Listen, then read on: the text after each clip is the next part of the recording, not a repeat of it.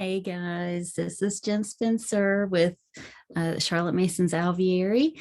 We have decided to do something a little bit different this year, and that is to do some public videos that talk about the books that we use in our curriculum, kind of what they do, why they were chosen, how they support one another, and how they progress through the Alveary. So in this first video, I want to talk about Form 1. Now, Form 1 consists of grades 1 through 3. Each of these has its own course of study, but they're easy enough to combine, and some of the courses are actually combined with children this age. So I just wanted to sort of give you an idea of what our littlest students do. And I'll start with Bible. Sorry, I'm going to be checking my computer screen here as I go, so I don't forget anything. Sorry about that. Okay, so first thing, our first graders, we didn't want to make the assumption that all of our first graders had been steeped in Bible stories since they were infants. And so for our first graders only, we are going with the Hurlbut story of the Bible, which is not heavily paraphrased. Like it gives you the scripture that it's covering, and if you were to read this and then read the scripture out loud, it's so close that it would be redundant. And so this is what we're doing with our first graders. They're going to start at the beginning and just work their way chronologically through the Bible stories over the course of a year. Now, of course, you don't have to have your first graders use this. You can have them join in with the older kids, and that's perfectly fine. Or you can have your older kids join in to these beginner Bible stories if that's what you want to do. Now, our second and third graders actually join Form 2 for Bible. And so these books are used in grades 2 through 6. And we took them off our list last year, and there was such a hue and cry about it that we put them back for this year. It's the original series that Charlotte Mason used in her schools by J. Patterson Smith. Some people love these books. Some people don't like them at all. And so I'm just going to say that up front.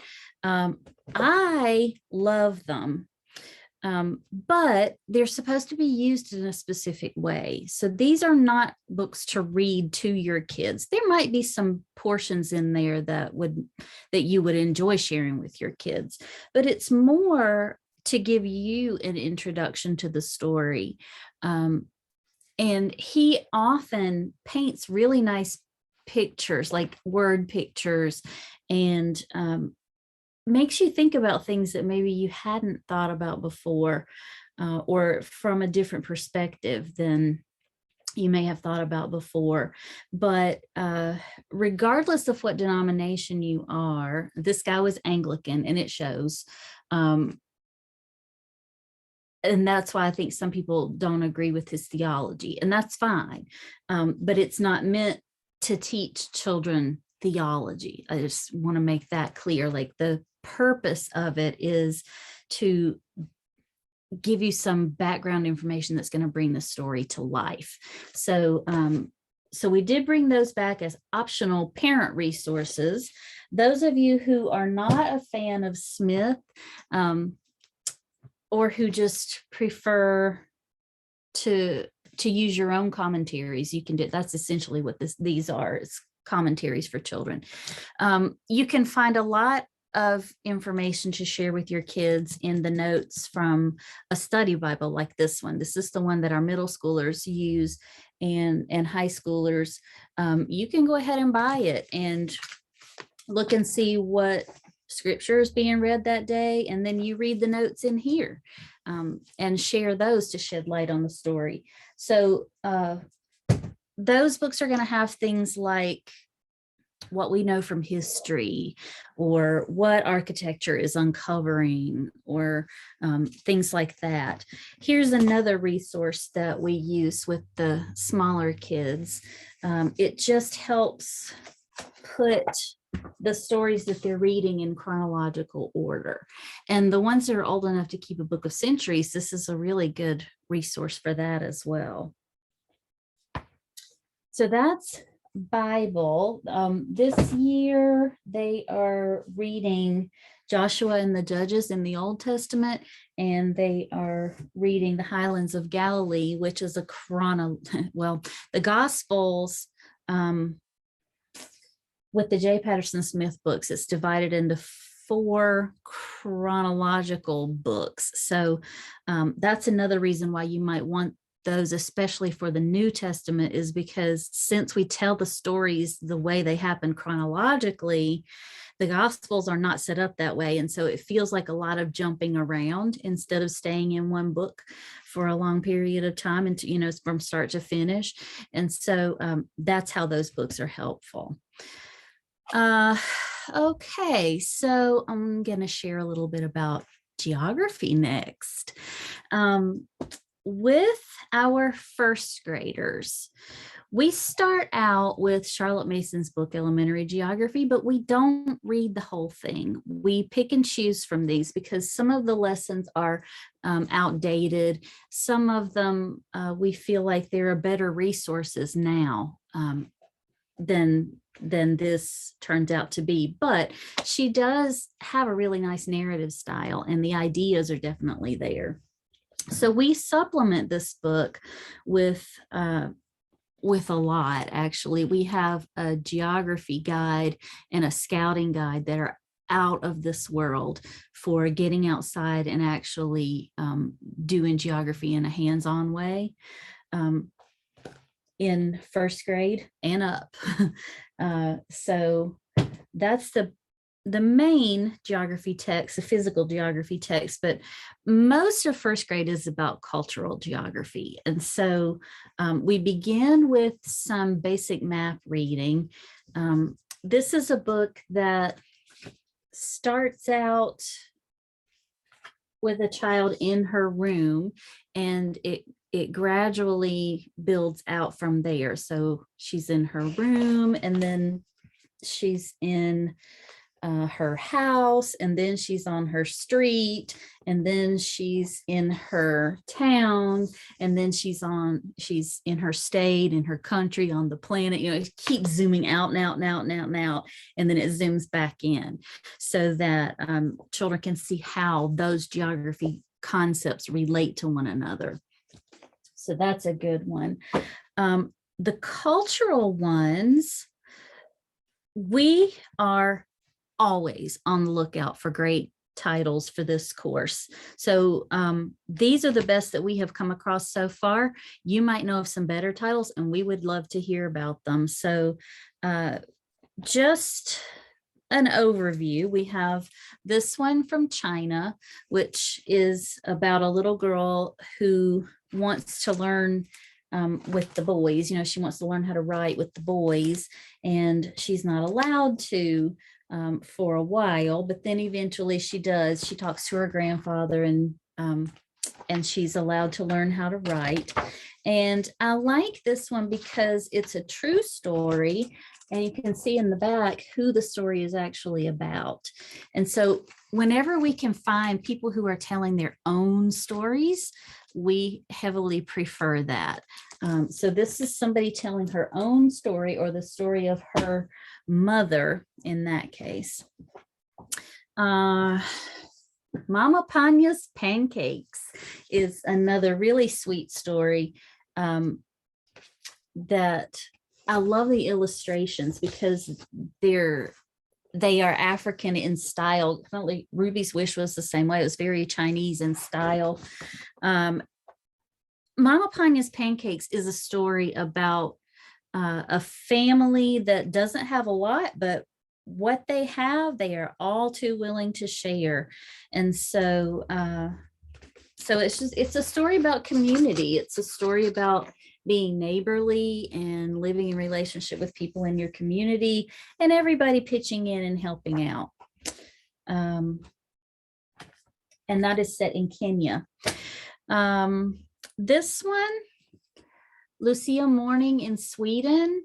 We read this one around Christmas time because St. Lucia's feast day is just before Christmas. And so the Northern European culture really reveres this saint. And a lot of people who live in the Midwest celebrate St. Lucia's Day because that's where a lot of the Scandinavian people settled. And so it may have some representation in your community. There are some recipes in here, a song, and it's a neat Christmas time traditional thing. Then we have Japan, a cart for Kamiko. In Japan, there is a day called Children's Day. It used to be just for boy children, but now they have opened it up for girls. So again, it's kind of taking the temperature here in America and around the world, and looking at traditions as they were and how they're changing today. And so in the end, she gets her own cart for them to fly to represent her for Children's Day. Then we have this one. I love this one. It's so cute, so cute. Waiting for the Biblioburo. This one is based in Colombia in South America. And it's like the bookmobile, but this Colombian family lives out in the country, and the little girl just can't wait until her mobile library shows up on the donkey each week. And so that's a glimpse into Colombian life. And again, the pictures are very culturally appropriate, I guess. Then The Day of Ahmed's Secret. This is a cute story too. It's about a little boy that lives in Egypt. So we're back in Africa, but it's a different culture than Mama Panya's pancakes. So this is a Muslim boy who goes around the town being big. That's really what it's about. He's very proud of himself because he's able to help his family. So there's a lot of cultural things in here. At the end, he gets to tell his secret. And I'm not going to tell you what it is. I'll let you find out for yourself when you read it. But it is a nice representation of people who, I don't know, depending on what kids have seen on the news or whatever, it humanizes people that Americans might be a little afraid of, or it's foreign. We've been at war with people who look like this, and so I like including anything that humanizes people that the United States has had conflict with. Here's another one, Rashinka's eggs. This is Russian. Of course, there's some conflict going on with Russia right now, but that doesn't mean that the people in Russia aren't beautiful people. And so this is about Babushka. She makes pansky eggs. I think I'm saying that right. Please don't get on to me if I'm not. But again, the illustrations are just so Russian. And this is Patricia Polacco. She does a lot in that style. But you can you can see the detail of the eggs that she makes. And then it's the story of this goose who breaks all the eggs and then makes it right. And I won't tell you how it makes it right, but she ends up getting to go to the fair with her eggs. So that is Rashinka's eggs. And in the extra helpings here, we do have some resources that you can use to make these eggs with your kids. This is another one that I just found this one this year. The Sky of Afghanistan. Again, I really like to pull in anything that helps us see people we've had conflict with as something other than people we've had conflict with. They're just people, right? And so this little girl, she loves her home, just like we all do. She loves her home. She loves her family. There's been some conflict there, but the tone of this book is so hopeful. It's really about kites and the beauty of Afghanistan, which is the place that this little girl loves more than any place in the world. And there you can see her family. So broadening minds through geography. Now, our first and second graders use this book for geography. It has been reprinted. I have the color version, but you can buy it black and white and it's less expensive. But from the looks of it, you would think that it's just about a road trip and that it wouldn't be, I don't know, applicable to kids that don't live in the United States. So we get some questions sometimes from our Canadian members saying, well, what should we use? Because this is obviously American. It's not, though. I mean, it is, but the main point is geography concepts. So yes, this is in Los Angeles, but it's sort of the same concept as the Me on the Map, kind of zooming out here where they're in an airplane. So if you zoom out, you can see the topography of the land. And when you can see the topography of the land, it makes sense. Of course, the rivers would be in there because that's the lowest spot. If we go outside, when it's raining, we always see that water goes to the lowest spot. But it talks about landforms, you know, what is an island? And then here's a little girl pretending to be an island in the bathtub. The illustrations are very Dick and Jane. That's not my favorite part of this book. It does a really good job explaining geographical concepts, just the basic ones. So here's a section on the desert and what does the desert look like, and what kind of economy do they have in the desert, and what's the climate like in the desert, and things like that. So this was written, I think, in the 1960s, but you can see here the geographical concepts that are covered in this book. That's the reason why we chose it. So this book is read over the course of 2 years, second and third grade. Okay, after that we have history. So first graders, one of the things about the Alveary, the way it's structured, is that everybody is on the same time period, except for the first graders. I'm going to explain that to you in a second. This coming year, everybody is going to be studying the years 1800 to 1900, except for our first graders. Our first graders always study pre-Columbian history. Since we live in America, and America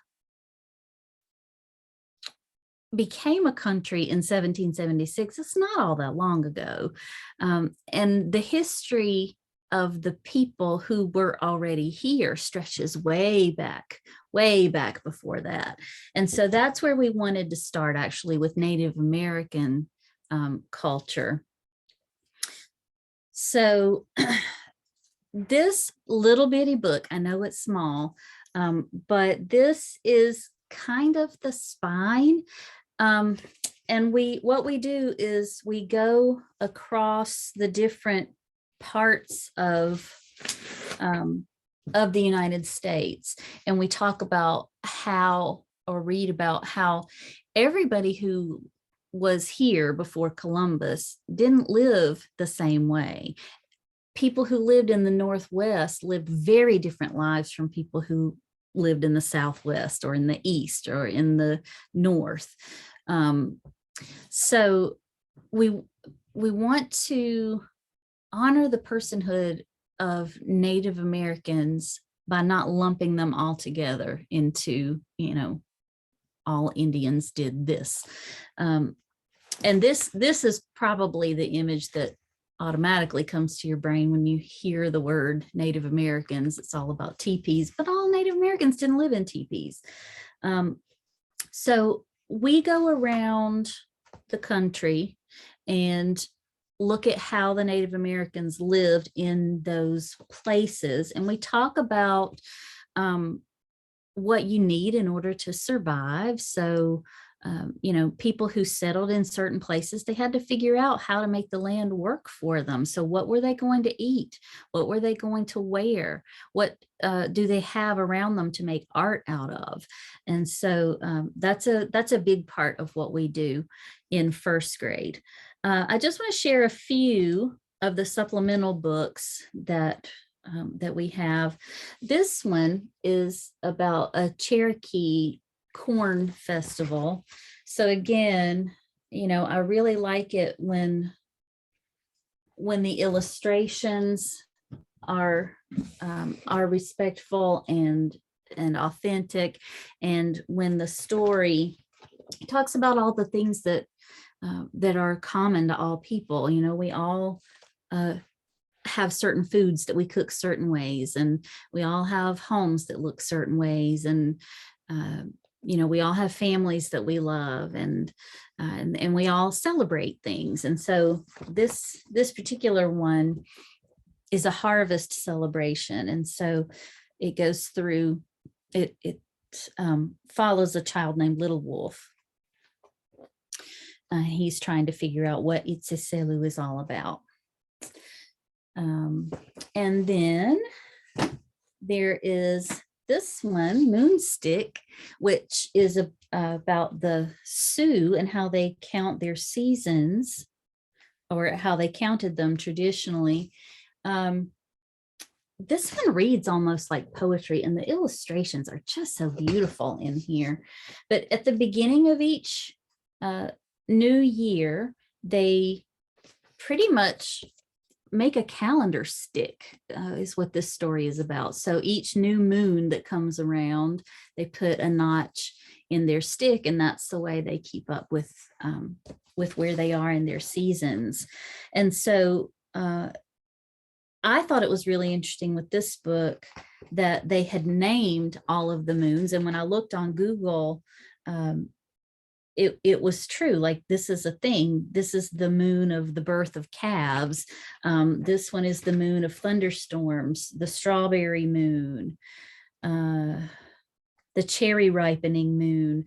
And so you can see how closely they lived with the land, and how that impacted even how they counted their calendar years. This one, Hiawatha and the Peacemaker, this is a pretty new book. You might, if you're of a certain age, particularly if you're from the South, you might recognize Robbie Robertson, or if you're from Canada, you might recognize Robbie Robertson's name.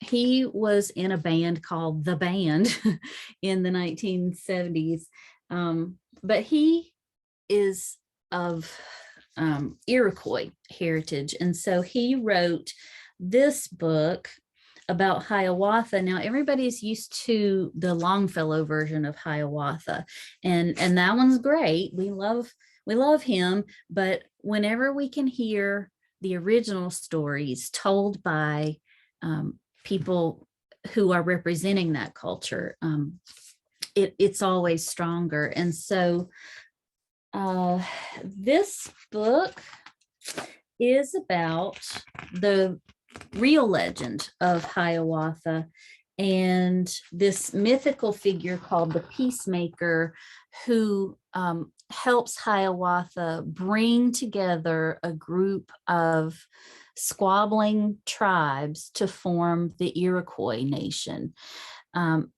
And that's important in itself for Native American history, but it also supports what kids are going to be reading about when they get a little bit older, because Benjamin Franklin was fascinated with the Iroquois Confederacy and how that had come to be and how it worked. And his knowledge of the Iroquois Confederacy had an influence on our own government structure. So they weren't only looking back to ancient Greece and Rome, they also looked right next door to the Iroquois nation to get insight on how to govern, which I think is really interesting.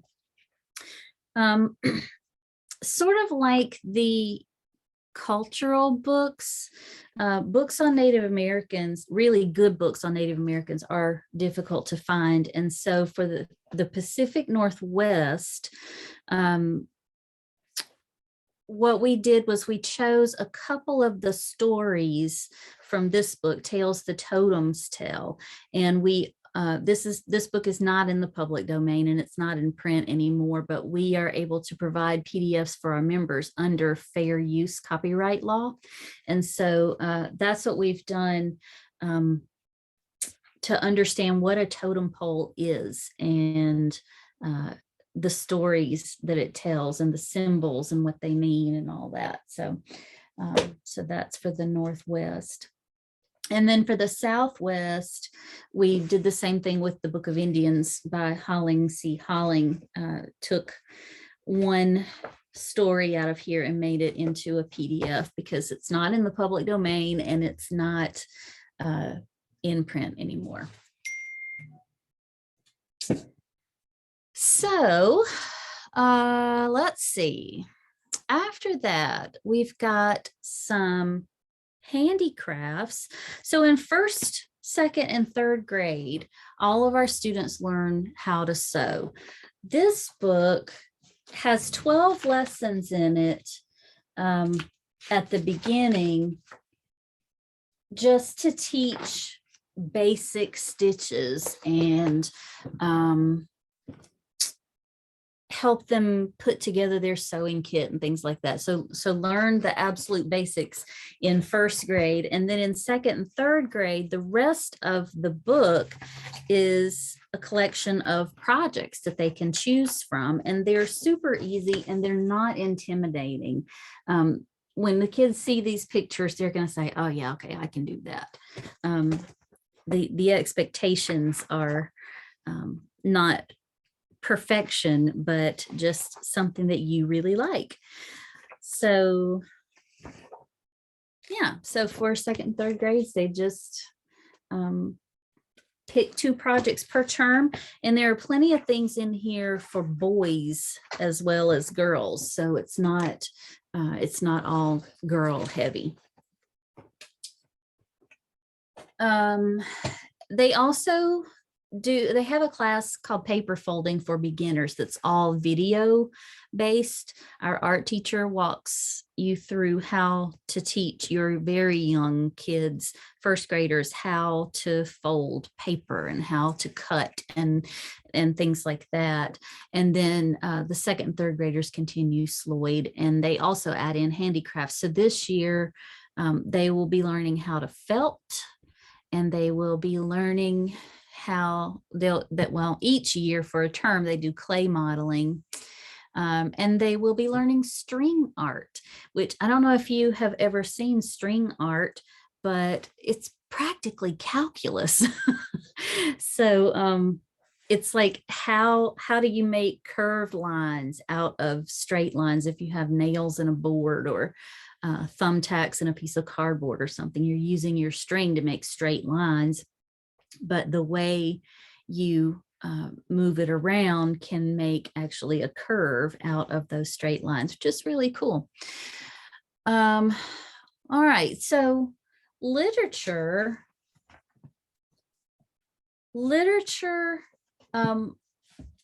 this is an anthology of just daily poems to read daily, that are child friendly. And we've used this, we've always used it, I think. But it's sorted by categories. So like there's a section on play, and let's see what this section is on, family. So it's organized by topic. It also has an index in there if you want to find poets from the current time period. Our older kids actually do read some of those, but it's just a really good anthology for your kids. And then for daily poetry reading this year, we added in this book, which was recommended to us by Amber Johnson, Gladiola Garden by Effie Lee Newsome. The illustrations in here and the poetry reminds me a lot, actually, of Favorite Poems Old and New. It's just a collection of nature poems for children.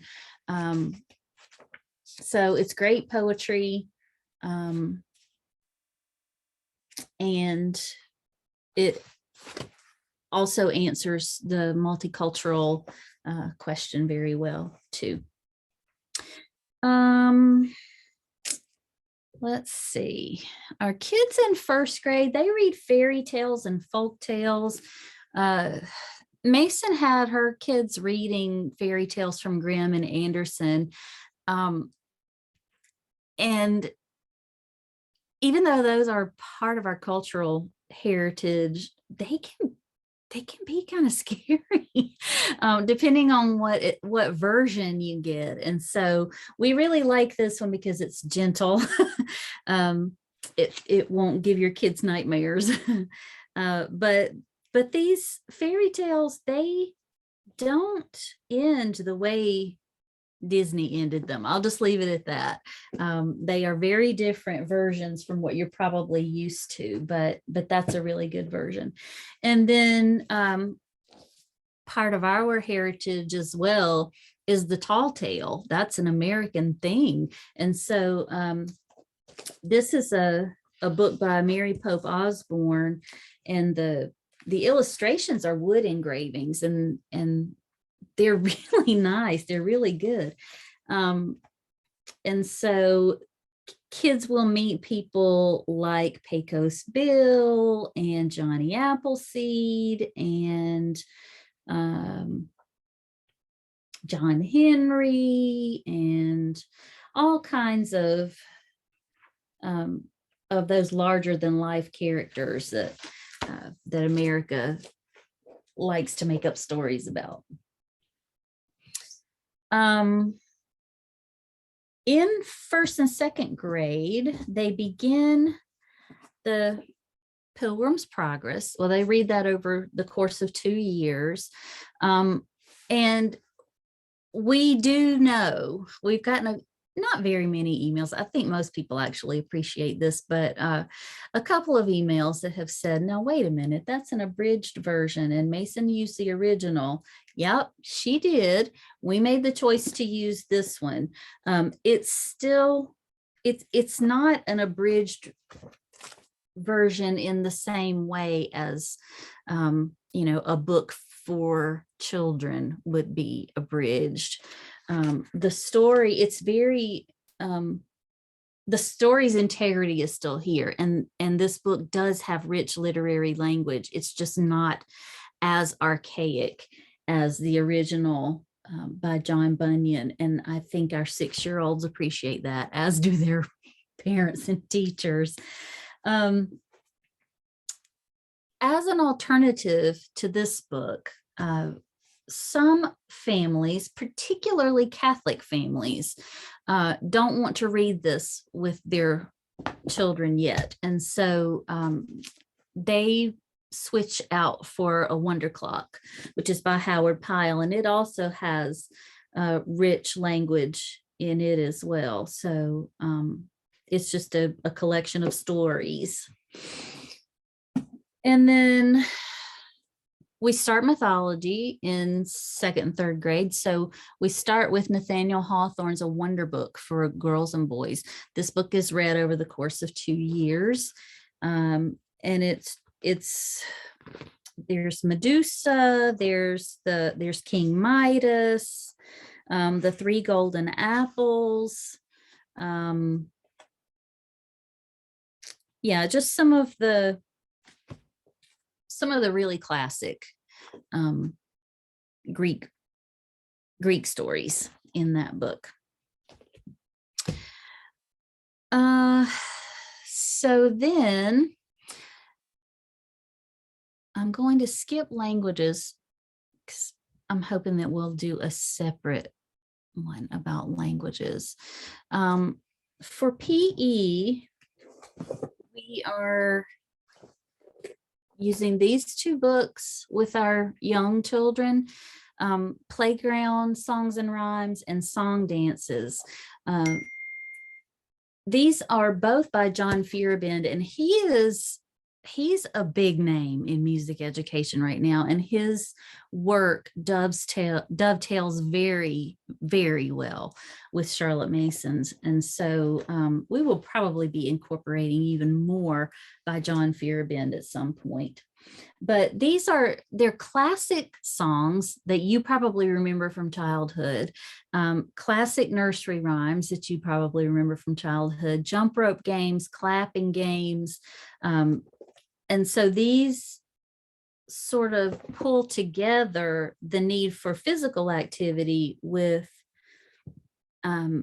keeping rhythm in music and with some of our cultural heritage from those traditional children's songs.